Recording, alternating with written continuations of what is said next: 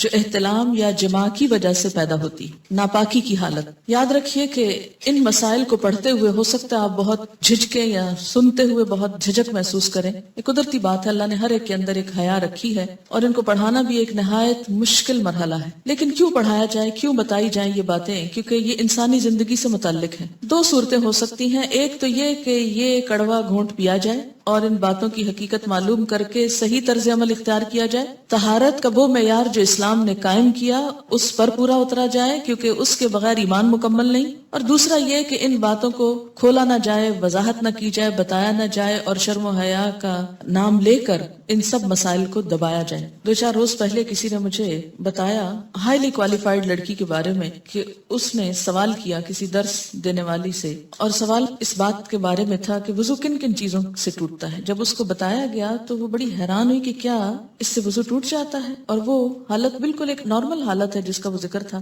کہتی کہ میں سر پکڑ کر رہ گئی کہ انجینئر تھی وہ بچی، اتنے سال پڑھنے کے باوجود کیا اس کو واقعی نہیں پتا، یقین نہیں آ رہا تھا کہ واقعی نہیں پتا کہ وضو کس کس چیز سے ٹوٹتا ہے۔ اب اگر کسی کو یہ پتہ ہی نہیں کہ وضو کس چیز سے ٹوٹتا ہے تو وہ پھر وضو کی حالت میں ہو یا بغیر وضو کے وہ عبادت کرتا چلا جائے۔ اچھا کیوں نہیں پتا؟ اس لیے کہ ہمارے اسلامیات کے کورسز بھی جتنے ہیں ان میں ایسے مسائل کا ذکر نہیں ہے، کیونکہ ایسے مسائل کو بے حیائی کا نام دے کر ذکر ہی نہیں کیا جاتا۔ ٹھیک ہے، ایسی باتیں مجلسوں میں کرنے کی نہیں اور عام طور پر بولنے کی نہیں یا سوچنے کی نہیں، لیکن انسان کی زندگی کا ایک حصہ ہے۔ بالکل ایسے ہی جیسے ایک گھر میں آپ واش روم بناتے ہیں، ٹوائلٹ بناتے ہیں، تو وہ ایک ناپسندیدہ حصہ ہے لیکن ضرورت ہے نا، اس کے بغیر گزارا نہیں۔ تو اب اگر کوئی شخص بہت خوبصورت گھر بنائے اور وہ اس بات پہ فخر کرے کہ میں نے اس میں ٹوائلٹ نہیں بنائی اس لیے کہ وہ بہت گندی جگہ ہوتی ہے اور میں تو بالکل ناپسند کرتا ہوں کہ کوئی گندی جگہ میرے گھر میں ہو، اور اس کا تو ذکر کرنا ہی ناپسندیدہ ہے اس لیے میں نے اپنے نقشے سے اس کو نکال دی، تو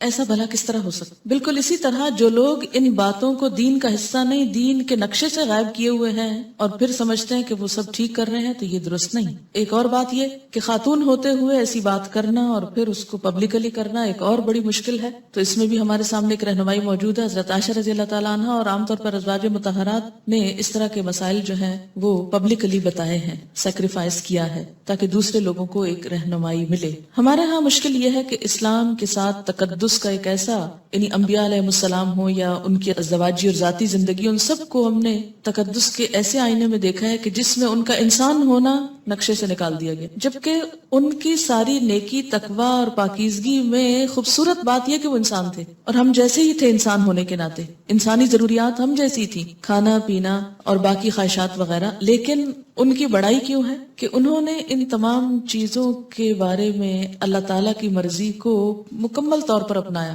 ہماری خیر اور بھلائی بھی اسی میں ہے کہ ان معاملات میں بھی اللہ اور اس کے رسول صلی اللہ علیہ وسلم کی طرف سے آئی ہوئی رہنمائی کو ہم پوری طرح اپنائیں تاکہ شرع صدر کے ساتھ، یکسوئی کے ساتھ عبادات ہو سکیں۔ بعض اوقات جب صحیح دین کے مسائل کا علم نہیں ہوتا تو جو حلال امور ہوتے ہیں، جو جائز رخصتیں ہوتی ہیں، وہ بھی نہیں اویل کرتے کہ کہیں گناہ نہ ہو جائے، اور بعض اوقات ان کو گناہ سمجھ کر نہیں کرتے حالانکہ وہ گناہ نہیں ہوتے اور اپنے آپ کو ایک آزادی سے محروم رکھتے ہیں۔ تو اس لیے کوئی حرج نہیں اگر چند باتیں ایسی سمجھ لی جائیں۔ جنابت کے مسائل۔ جنابت کہتے ہیں ناپاکی کی اس حالت کو جو احتلام اور جماع کی وجہ سے ہوتی ہے۔ احتلام کہتے ہیں ویٹ ڈریم کو، یعنی سوتے ہوئے جسم سے ڈسچارج کا ہونا۔ اس میں مسئلہ یہ ہے کہ عورت یا مرد کو احتلام ہو تو غسل واجب ہو جاتا ہے، اس کی وضاحت آگے آئے گی۔ اگلا مسئلہ ہے مزی کے آنے سے غسل واجب نہیں ہوتا بلکہ استنجا کر کے وضو کرنا ہی کافی ہے۔ ان علی رضی اللہ عنہ قال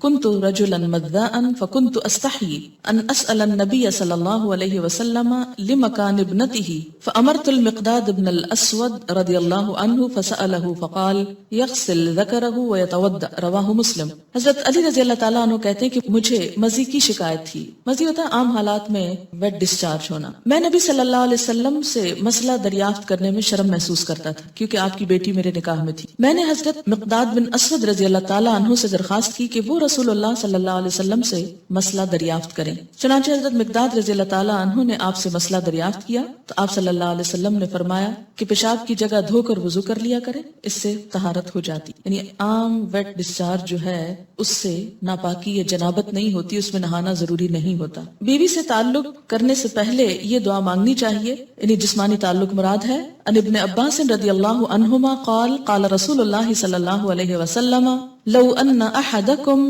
اذا اراد ان یأتی اہلہ قال بسم اللہ اللہم جنبنا الشیطان وجنب الشیطان ما رزقتنا فإنه ان يقدر بینہما ولد فی ذلک لم یضرہ شیطان ابدا، متفق علیہ۔ حضرت عبداللہ بن عباس رضی اللہ عنہما سے روایت ہے کہ رسول اللہ صلی اللہ علیہ وسلم نے فرمایا، جب کوئی آدمی اپنی بیوی سے جسمانی تعلق، فزیکل ریلیشن، سیکشل انٹرکورس کا ارادہ کرے تو اسے یہ دعا مانگنی چاہیے، ہم اللہ کے نام سے مدد چاہتے ہیں، یا اللہ ہمیں شیطان سے محفوظ رکھ، کیونکہ شیطان ایسے مواقع پر انسان پہ زیادہ حملہ آور ہوتا ہے، اور ہماری اس اولاد کو بھی شیطان سے محفوظ رکھ جو تو ہمیں عطا فرمائے۔ یہ دعا پڑھنے کے بعد والدین کو اللہ تعالیٰ جو اولاد دے گا وہ شیطان کے شر سے ہمیشہ محفوظ رہے گی، اسے بخاری اور مسلم نے روایت کیا ہے۔ دوبارہ فزیکل ریلیشن سے قبل وضو کرنا مستحب ہے۔ مستحب کا مطلب ہے پسندیدہ ہے، فرض نہیں ہے۔ ان ابی سعید الخدری رضی اللہ عنہ قال قال رسول اللہ صلی اللہ علیہ وسلم اذا اتى احدکم اہلہ ثم اراد ان يعود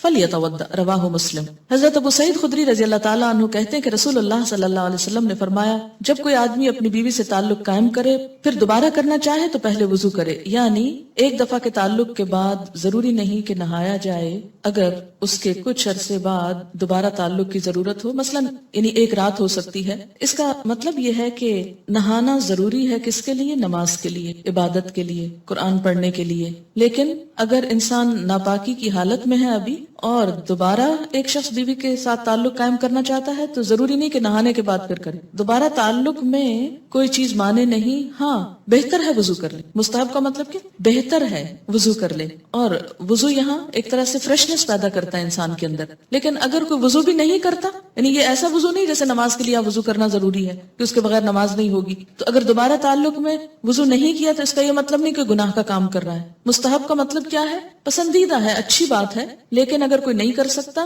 تو کوئی گناہ نہیں۔ غسل جنابت میں پہلے دونوں ہاتھ دھونے چاہیے، پھر برتن میں ہاتھ ڈالنے چاہیے۔ جنبی جس پانی میں ہاتھ ڈال دے وہ پانی ناپاک نہیں ہوتا۔ مثلا کسی نے پہلے ہاتھ دھوئے، پھر ہاتھ سے مگ پکڑا، اس کو بالٹی میں ڈالا مثلا، اور صاف ہاتھ تھا مگر جسم ابھی ناپاک ہے، تو پانی کی بالٹی کے اندر ایسا ہاتھ جانے سے یا ٹب میں بیٹھنے سے پانی ناپاک نہیں ہوتا، الا یہ کہ اس پانی کے اندر کوئی نجاست چلی جائے، یعنی ہاتھ پاک ہے۔ اگر ایسے میں کوئی شخص پانی پینا چاہتا ہے اور اس نے گلاس کو ہاتھ لگا دیا اور پانی پی لیا تو کوئی بات نہیں، کیونکہ ہمارے ہاں تو عام طور پہ کانسیپٹ یہ پایا جاتا ہے کہ انسان اتنا ناپاک ہوتا ہے کہ زمین پر قدم بھی نہیں رکھ سکتا اور کسی چیز کو چھو نہیں سکتا اور سب کچھ حرام ہو جاتا ہے۔ کچھ بھی حرام نہیں ہوتا۔ اس کا یہ مطلب بھی نہیں کہ انسان ناپاک پھرتا رہے، سارا بازار گھوم کر آ جائے ناپاکی میں، یہ بھی مقصد نہیں ہے۔ مومن ناپاک رہنا پسند نہیں کرتا، لیکن ضروری نہیں ہے کہ اس حالت میں آپ کسی چیز کو ہاتھ نہیں لگا سکتے۔ مثلا پانی پیتے وقت آپ کا ویسے ہاتھ صابن سے دھویا ہوا تھا، صاف تھا، پاک تھا، مگر جسمانی طور پہ آپ ناپاک ہیں۔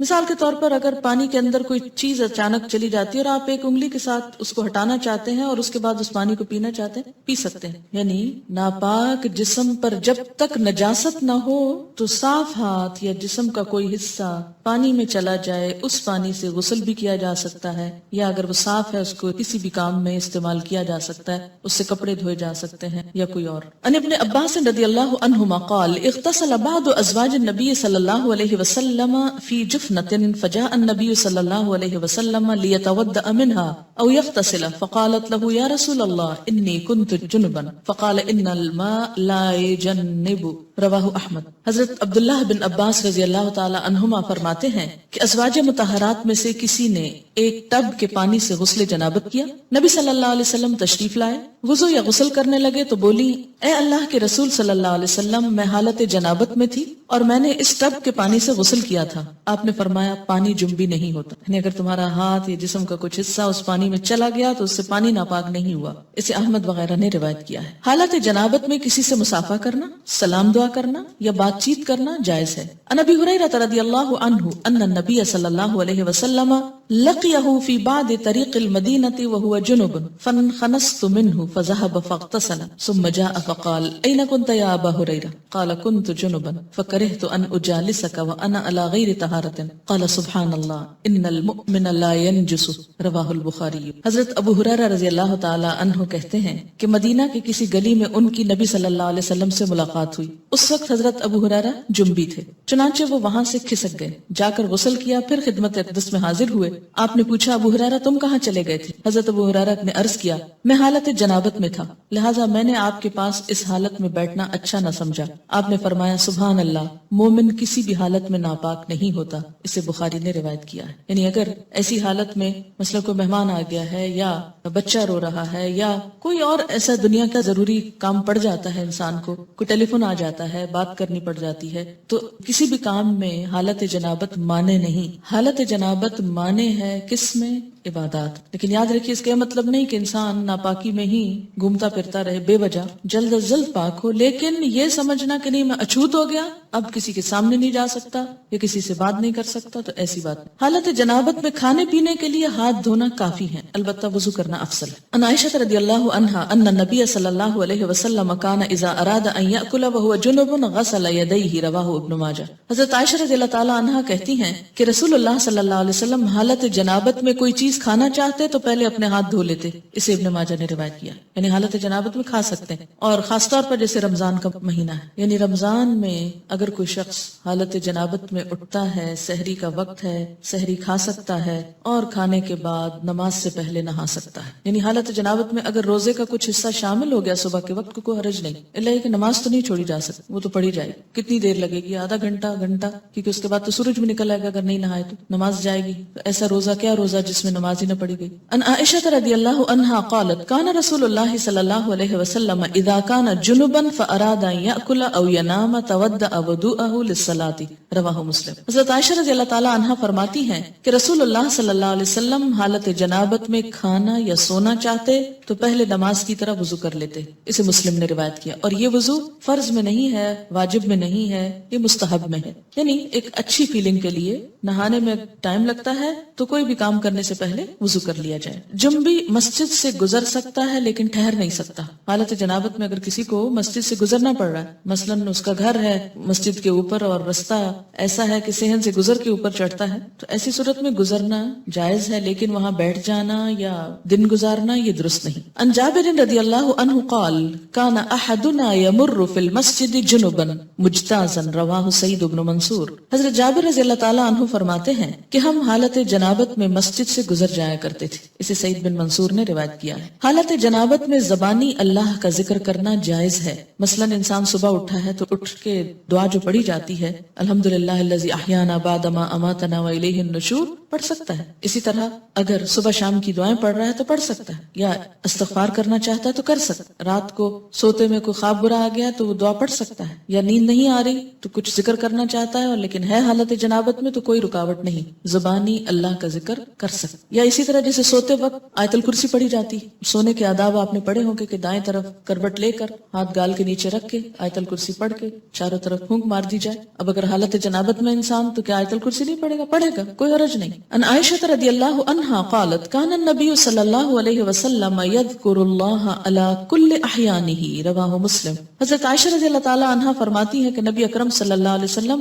ہر حالت میں اللہ کا ذکر کیا کرتے تھے۔ اسے مسلم نے روایت کیا ہے۔ جنبی کو قرآن پاک پڑھنا یا پڑھانا منع ہے، یعنی یہ نہیں کہ آپ حالت جنابت میں ہیں اور آپ کہیں جی کھانے کی اجازت ہے، پکانے کی اجازت ہے، سلام دعا کی اجازت ہے، چلو تلاوت شروع کر دیتے ہیں یا تعلیم شروع کر دیتے ہیں، نہیں، اس کی اجازت نہیں ہے۔ پاک آدمی وضو کے بغیر قرآن مجید پڑھ سکتا ہے، یعنی وضو نہیں ہے لیکن ویسے قرآن کی تلاوت آپ کر رہے ہیں تو ٹیکسٹ کو ہاتھ نہیں لگائیے اور پڑھتے جائیے، کیونکہ بعض لوگوں کو ایسی بیماری بھی ہوتی ہے کہ ان کا وضو زیادہ دیر تک باقی نہیں رہتا۔ ایسے میں لوگ قرآن، ذکر، عبادت سب چھوڑ کے بیٹھ جاتے ہیں، فارغ نہیں۔ وضو نماز کے لیے شرط ہے، طواف کے لیے شرط ہے۔ اگر صرف قرآن کی تلاوت کرنا مقصود ہے یا تعلیم دینا تو کوئی حرج نہیں۔ ان علی رضی اللہ عنہ قال کان النبی صلی اللہ علیہ وسلم یقرئنا القرآن علی کل حال ما لم یکن جنبا، رواہ الترمذی۔ حضرت علی رضی اللہ تعالی عنہ فرماتے ہیں کہ نبی اکرم صلی اللہ علیہ وسلم حالت جنابت کے علاوہ ہر حال میں ہمیں قرآن مجید پڑھایا کرتے تھے، یعنی وضو کے بغیر بھی،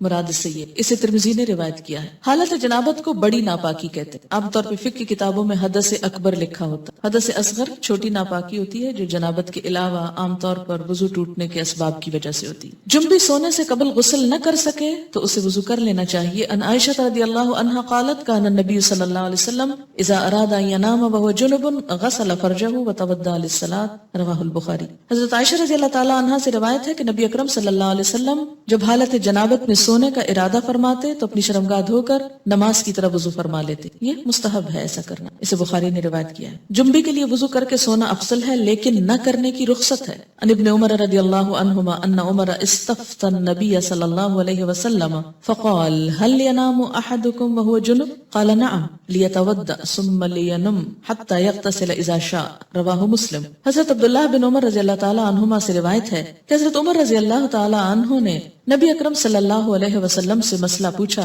کیا جنبی غسل کیے بغیر سو سکتا ہے؟ آپ نے ارشاد فرمایا ہاں، وضو کر لے اور سو جائے، پھر جب چاہے اٹھ کر غسل کر لے. اسے مسلم نے روایت کیا ہے. ان عائشہ رضی اللہ عنہا قالت کان رسول اللہ صلی اللہ علیہ وسلم یجنب ثم ینام ولا یمس ماء حتى يقوم بعد ذلك فیغتسل رواہ ابن ماجہ. حضرت عائشہ رضی اللہ تعالی عنہا فرماتی ہیں کہ رسول اللہ صلی اللہ علیہ وسلم حالت جنابت میں پانی کو ہاتھ لگائے بغیر سو جاتے.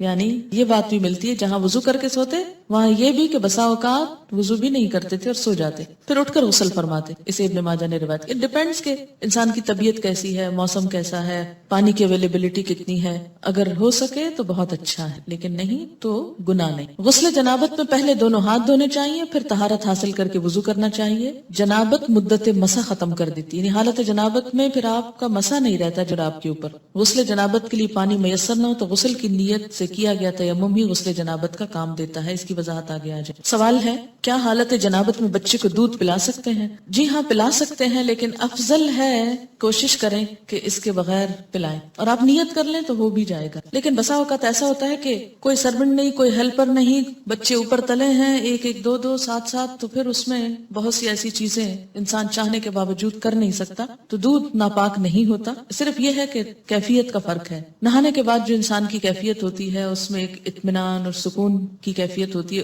جتنی ماں پرسکون ہوگی اور اس حالت میں بچے کو دودھ پلائے گی اتنا ہی بچے پہ اچھا اثر ہوگا. سنا ہے، کہا جاتا ہے کہ بعض مائیں وضو کے بغیر بھی نہیں پلاتی تھیں، لیکن آج کے دور میں تو اگر کوئی حالت جنابت کے بغیر ہی پلا لے تو بھی بڑی بات. حالت جنابت یا ناپاکی کی حالت میں کسی مسجد کو وزٹ کرنے کے لیے جایا جا سکتا ہے. مثلا اگر آپ ایز اے ٹورسٹ گئے ہیں ترکی اور طرح طرح کی مسجدیں دیکھ رہے ہیں ایک کے بعد ایک، اور اس میں آپ پیریڈز کی حالت میں ہیں، تو گزرنے کی حد تک گزرتے ہوئے دیکھ لیں، کوئی حرج نہیں، لیکن بیٹھے نہیں، وہاں زیادہ دیر رکے نہیں. جیسے گزرنے کی بات آئی نا، تو ٹورسٹ کے اس حالت میں بھی کیا ہوتا ہے کہ مثلا آپ گزر رہے ہیں ادھر سے ادھر، اور بالکل عین مصلی کے قریب نہ جائیں، دور دور سے سارا آگے پیچھے دیکھ لیں، کیونکہ ایسے مواقع بھی بعض اوقات نہیں ملتے. اس لیے کہ ناپاکی کی حالت میں ایک پاک جگہ پر بیٹھ کر وہ اس کی ایک کیفیت میں فرق آتا ہے. حالت جنابت میں اگر غسل سے پہلے کوئی آ جائے اور انسان صاف کپڑے پہن لے تو غسل کے بعد دوبارہ وہی کپڑے پہن سکتے ہیں یا وہ کپڑے ناپاک ہو جاتے ہیں اور کوئی اور کپڑے پہننا ہوتے ہیں؟ نہیں، جب تک کسی کپڑے کو کوئی نجاست لگی ہوئی نظر نہ آئے یا محسوس نہ ہو اس وقت تک وہ کپڑے پاک ہوتے ہیں اور ان کو دوبارہ نہا کر پہن سکتے. ہم نے آج تک ایسے مسائل کا ذکر اپنے گھروں اسکولوں میں کبھی نہیں سنا، اس لیے آج یہ پڑھتے ہوئے بہت مشکل پیش آ رہی ہے. اب آپ پڑھاتی ہیں تو بہت سی ٹرمز ایسی ہیں جو کبھی سنی ہی نہیں یا سمجھ ہی نہیں آ رہی. مثلاً احتلام کیا ہوتا ہے، یہ ٹرم تو کبھی اردو یا انگلش میں سنی ہی نہیں، لا حول ولا قوت. تو کبھی اردو یا انگلش میں اس طرح مزی ویٹ ڈسچارج کیا ہوتا ہے، میں ان میرڈ ہوں شاید اس لیے بھی چیزیں مجھے سمجھ میں نہیں آ رہی. نہیں، مزی اور احتلام کا تعلق میرڈ یا ان میرڈ ہونے سے نہیں ہے. احتلام ہوتا ہے نیند کی حالت میں کوئی ایسا خواب انسان دیکھے کہ جس کے بعد وہ کافی مقدار میں ویٹ ڈسچارج اپنے جسم پر پائے اور ایسا گمان ہو جیسے خدا نخواستہ سوتے ہوئے پیشاب نکل گیا ہے جسم سے. ٹھیک ہے، خواب یاد ہو یا نہ ہو. جیسے لیکوریا کا ڈسچارج تو خواتین کو عام طور پر معلوم ہی ہے کہ کس طرح ہوتا ہے. جیسے لیکوریا کا ڈسچارج ہوتا ہے ایسے ہی اس سے ذرا زیادہ مقدار میں ڈسچارج جو ہے وہ محسوس ہو سوتے وقت، وہ احتلام ہوتا ہے. یعنی احتلام کا تعلق سونے سے ہوتا ہے، نیند سے. ایک صحابیہ ہیں وہ حضور صلی اللہ علیہ وسلم کے پاس یہی مسئلہ لے کر آئیں، کہنے لگی اے اللہ کے رسول صلی اللہ علیہ وسلم، کیا عورتوں کو بھی احتلام ہو سکتا ہے؟ یعنی عموماً یہ مردوں کو ہوتا ہے، لیکن کیا عورتوں کو بھی ہو سکتا ہے؟ تو اس پر آپ نے فرمایا کہ ہاں ہو سکتا ہے، کیونکہ بچہ عورت کے مشابہ بھی تو ہوتا ہے، عورت سے بھی تو بچے کی شباہت ہوتی، ٹھیک ہے؟ تو سیکشل انٹرکورس کے بغیر اگر نیند کی حالت کوئی خواب دیکھنے یا نہ دیکھنے پر ایسا پانی انسان دیکھے کہ جو زیادہ مقدار میں ہو، عام نارمل روٹین میں جیسے لیکوریا وغیرہ تھوڑا بہت سپاٹنگ ہو گئی، وہ نہیں، زیادہ مقدار میں، اس کو احتلام کہتے ہیں، اس سے انسان ناپاک ہو جاتا ہے۔ اور بعض اوقات ہو سکتا ہے کہ کسی خاتون کو کبھی بھی ایسی کیفیت نہ ہوئی ہو، بسا اوقات جسمانی کیفیت، آب و ہوا، کئی چیزیں انسان کے مزاج میں اثر ڈالتی ہیں، تو بعض لوگوں کو ایسی تکلیف ہو سکتی ہے۔ اگر کسی کے ساتھ ایسا نہیں ہوا تو وہ پریشان نہ ہو کہ میں تو شاید اب نارمل انسان ہوں، نہیں، اٹ ڈیپینڈس۔ اور اگر کسی کے ساتھ ایسی کوئی کیفیت ہو جائے تو وہ یہ نہ سمجھے کہ میں کوئی بہت برا انسان ہوں۔ ایکچولی ہوتا یہ کہ ہمارا بیہیویئر کیا ہے اور ہم ان چیزوں کو کس انداز سے پیش کر رہے ہیں۔ اگر آپ اس کو فطری چیز سمجھے تو آپ کو کچھ بھی اس میں نہیں فیل ہوگا۔ پھر مثلاً ایک میڈیکل کا اسٹوڈنٹ جو ہے وہ جب ڈائسیکشن شروع کرتا ہے، ٹھیک ہے، اس شروع میں بہت گھبراہٹ اور بہت پریشانی ہوتی، لیکن ایک ایک پارٹ، اور آپ دیکھیں کہ جو ہماری بچیاں کو ایجوکیشن میں پڑھتی ہیں وہاں تو عورت مرد سب مل کر ایک کام کر رہے ہوتے ہیں، اور وہاں تو کبھی کسی نے کہا کہ یہ بہت غلط کام کر رہے ہو آپ۔ میں سمجھتی ہوں کہ ایسی چیزیں مردوں اور عورتوں کو مل کے نہیں کرنی چاہیے، لیکن اگر دین کے لیے یہی بات کرنی پڑ جائے تو ہم کہتے ہیں ہائے ہمارے دین میں ایسی بے حیائی کی باتیں، یعنی میڈیکل کی بکس میں سب لکھا ہوا ہے اور سب جائز ہے اور وہ بھی انسان پڑھتے ہیں، لیکن دین کی کسی کتاب میں ایسی کوئی بات لکھی ہوئی ہے تو یہ بالکل درست نہیں، اور یہ کیسا دین ہے؟ یہ ہمارا ایک بہت نیگیٹو ایٹیچیوڈ ہے معاشرے کے اندر دین کے معاملات میں، جو کہ درست نہیں، اور اس کی وجہ سے کئی بیماریاں پھر پیدا ہوتی، عبادت میں خلل ہوتا ہے۔ ماں ہونے کی حیثیت سے نہ صرف یہ کہ بیٹی، بلکہ اگر بیٹوں کو بھی کوئی اور بتانے والا نہیں تو بہت آرام کے ساتھ آپ ان کو نارمل وے میں بتا سکتے ہیں، کوئی حرج نہیں۔ جی ہاں، ہمارے ہاں عموماً یہ تو اسکولوں میں جیسے سیکس ایجوکیشن ہوتی ہے اور بعض اوقات اتنے بھونڈے طریقے سے ہوتی ہے کہ وہ اس کے فائدے کی بجائے کئی نقصان ہوتے ہیں، تو اٹ ڈیپینڈس کہ آپ ایک مسئلے کو، ایک پرابلم کو یا ایک چیز کو کس طرح ایکسپلین کرتے ہیں، ٹھیک ہے نا؟ تو خود اپنے اندر پہلے کانفیڈنس پیدا کریں کہ آپ کی نیت کیا ہے ایک بات کرنے کی، کیوں سکھانا چاہتے ہیں، کیوں سمجھانا چاہتے ہیں۔ یہ نہیں کہ آپ خود ساتھ ہنسنا شروع کر دیں اور شرمانا شروع کر دیں اور سب کو ہنسانا شروع کر دیں،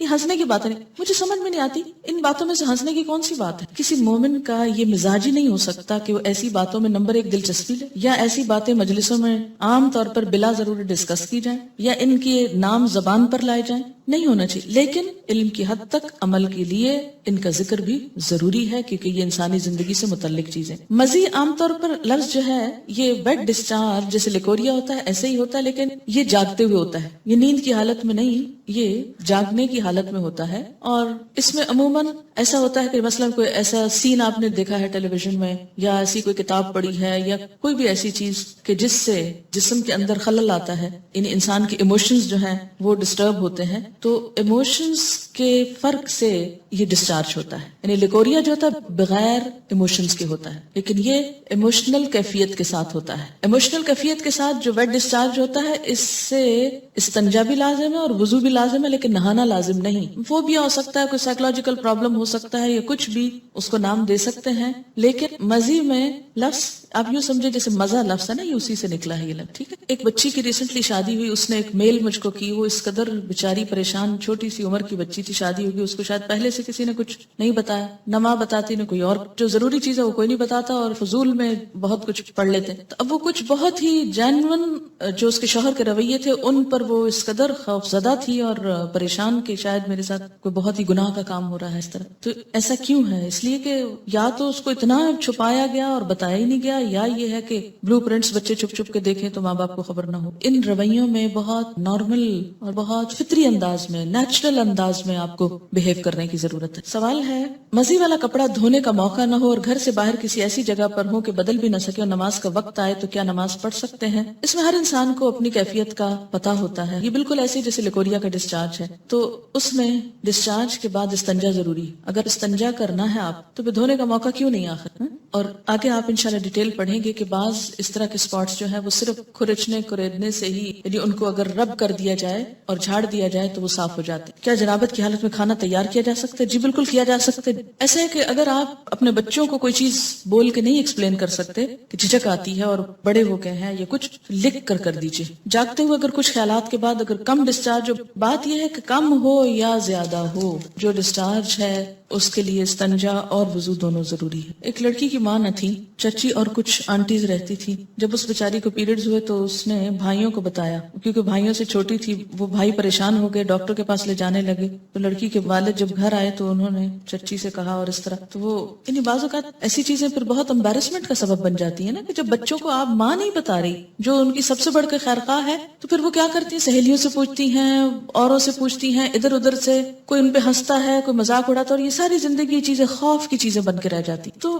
اس سے بہتر ہے کہ وہ اوروں سے جا کے پوچھیں، کیوں نہ آپ ان کو بتائیں خود. بیڈ ڈسچارج میں کیا کپڑے چینج کرنا یا دھونا ضروری ہے؟ اگر آپ کہیں باہر ہو یا آپ کو فیل ہی نہ ہو، دیکھیے کہ اس کیفیت کا تعلق ہی فیلنگ کے ساتھ. اگر فیلنگ ہی نہیں ہے تو جسٹ نارمل بات ہے. یعنی بعض لوگ اسٹرانگ ہوتے ہیں اور ان کو چھوٹی چھوٹی باتوں پہ فیلنگ نہیں آتی ایسی، تو ان کو پریشان ہونے کی ضرورت نہیں. تو پھر کیا بغیر وضو کے نماز پڑھ لیں؟ جی ہاں. جب فیلنگ ہی نہیں ہے تو پھر وضو کی ضرورت ہی نہیں، پھر نماز بھی پڑھ سکتے ہیں. ٹین ایجر لڑکوں کو اگر احتلام ہو تو نہانا واجب ہے. جی ہاں. یہی تو اب تک رونا رویا گیا ہے کہ اس سے غسل واجب ہو جاتا ہے، لازم ہو جاتا ہے، نماز نہیں ہوتی ہے. لیکن کتنے ہمارے ٹین ایجرز کو پتا ہے؟ یہ بھی دیکھ لیجئے. کیا احتلام سوئے بغیر بالکل نہیں ہو سکتا؟ نہیں. احتلام نیند کے ساتھ اس کا تعلق، چاہے خواب دیکھا جائے یا نہ. اس کا روٹ کیا ہے؟ جائیے اس پہ ذرا. احلام ہے، لام میم حلم، خواب. تو اسی سے باب افتعال ہے، احتلام، خواب دیکھنا.